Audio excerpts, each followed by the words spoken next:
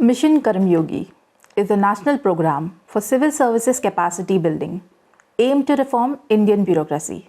Envisaged by our Prime Minister Narendra Modi, the mission is launched with a view to create a highly efficient civil service that will contribute more towards the development of the country.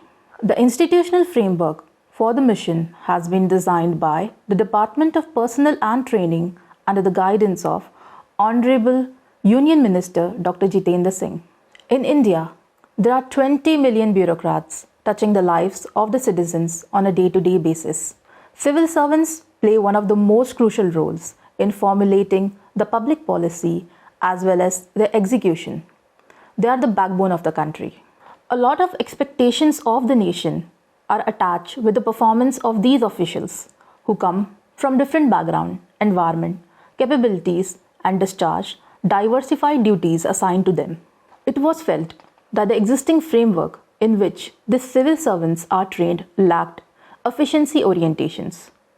In course of time, some changes were brought in the training policies of civil servants, but these were in silos. Mission Karmayogi, on the other hand, was envisaged to transform the HR management system for civil servants from rule-based to role-based, in totality and in developing suitable competency.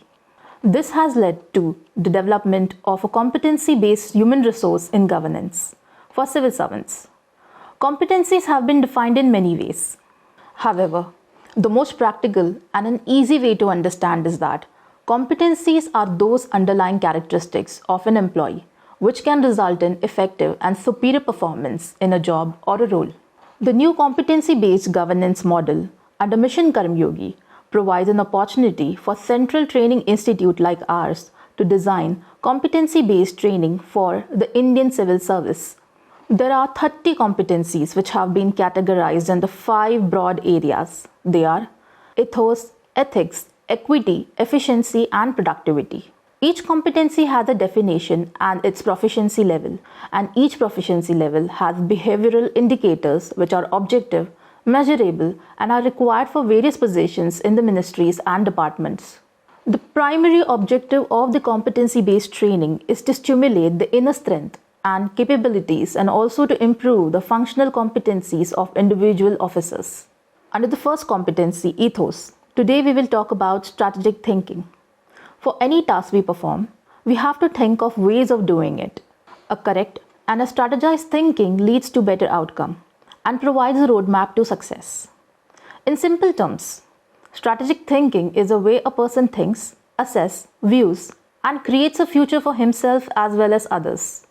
So let's say we want to make people aware about the benefits of taking COVID vaccine. Since people have a lot of apprehension, we have to first chalk out ways to reach and convince them. For this, we need to decide on the right time to go to them, talk to them in the language they understand, gradually convey the message of what will be the benefits of being vaccinated and what are the downfalls of not taking a jab. To do all these, you need to think strategically. If you are wondering why a mere process of thinking has been given such an importance, it is not. Strategic thinking is an extremely effective and valuable method that can be applied to arrive at decisions. You can apply this in making decisions related to governance, administration, military planning, businesses, and even when it comes to your personal life. In simple terms, thinking strategically is to understand bigger picture of what an organization is, where it needs to go, and how will it get there. It is one of the foremost traits of an effective leadership. Civil services around the world have identified strategic thinking as a key skill for those working in government. But what does strategic thinking really includes? A clear vision helps you to identify the direction of the organization and create a picture of its future. Strategic thinking is having that clear vision, where the team working on an assignment knows what they have to achieve and move towards it with clarity. Just as trains and flights follow the route of their destination with clear and precise map, strategic thinking is having that clarity. It is important to have clarity regarding values as they reflect the culture of an organization. It enables the organization to tap into those values to foster a culture that supports its purpose and vision. The best way for analysis in strategic thought is SWOT analysis. That is, the analysis of strengths, weaknesses, opportunities, and threats. A rightly done SWOT gives a better idea of what's working and what's not working in an organization. Most importantly, for any work, there needs to be a purpose or agenda. That is, why are we doing a certain task? Strategic purpose offers a clear understanding. It helps us identify that needs to be done. And lastly, the key or ultimate goal helps in keeping the team focused in their work with the broader purpose and vision. It also helps them understand where its efforts are leading to specific and actionable path. This can be deemed as signpost towards achieving the strategic mission. With strategic thinking, a person can change the future of an organization. It helps provide clarity of purpose, overall direction, priority, and goals or objectives. Effective strategic planning can help give focus to organizations and departments in the civil service. It helps in preparing them for changes in society and the economy, in turn, helping them to become more proactive. Just like governance and administration, strategic thinking is required to be nurtured in every organization. Strategic thinking comes with several advantages too. One of them is clear vision. A good strategic plan helps ensure that everyone within an organization is working towards the same vision. Likewise, being more proactive, where discussing and planning for changes and challenges that the organization may face in the future, prepares the organization to a large extent.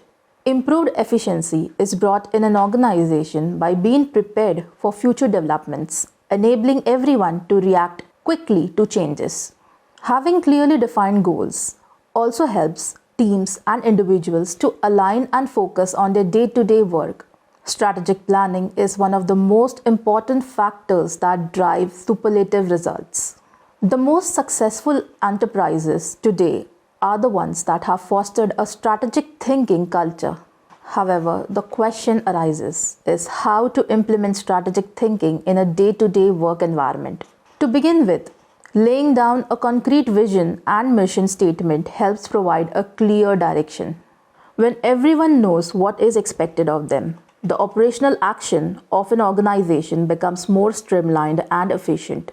An organization needs to encourage proactive problem-solving behavior to help develop the habit of thinking strategically. One way to encourage such behavior is to provide them with the necessary feedback and progress on strategic actions regularly, empowering them to take better decisions. The use of technology like cloud-based innovative strategy execution software will make it easy to implement and communicate strategy plans throughout the organization. It is important to foster a collaborative culture where employees have access to information relating to the organization's goals, results, and challenges. They will be in a better place to offer relevant solutions. Employees flourish when they feel that they have a voice and they can see their work as a part of the bigger picture.